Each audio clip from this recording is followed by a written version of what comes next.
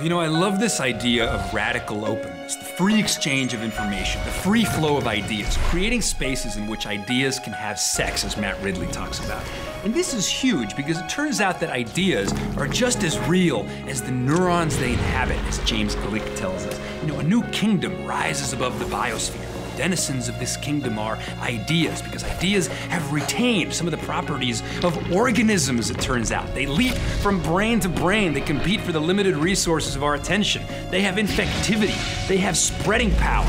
They are what Richard Dawkins calls the new replicators, born from the primordial soup of human culture.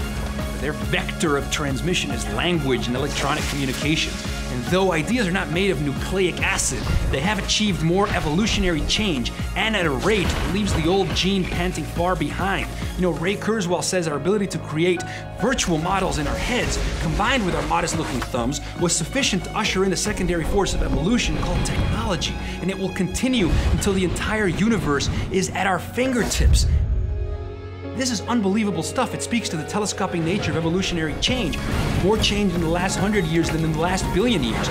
Terence McKenna actually wrote that from the moment that human beings invented language, biological evolution essentially ceased, and evolution became a cultural epigenetic phenomenon. Now, we take in matter of low organization, we put it through our mental filters, and we extrude it in the form of space shuttles and iPhones. You know, the Imaginary Foundation tells us that what imagination does is it allows us to conceive of delightful future possibilities, pick the most amazing one, and pull the present forward to meet it. You know, imagine how impoverished this world would have been if we hadn't invented the technology of the oil painting in time for Van Gogh, or the technology of the musical instrument in time for Beethoven and Mozart to unfurl through it. You know, with the revolutions in biotechnology, nanotechnology, the free exchange of information is allowing us to conceive of radical new things.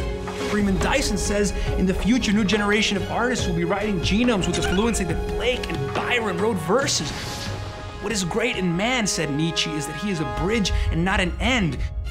You know, we're on a trajectory smack in the middle between the born and the made, wrote Kevin Kelly. And so radical openness, it's huge. It's a universe of possibility. It's gray infused by color. It's the invisible revealed. It's the mundane blown away by awe. We need to cultivate radical openness as a way of participating and accelerating evolution.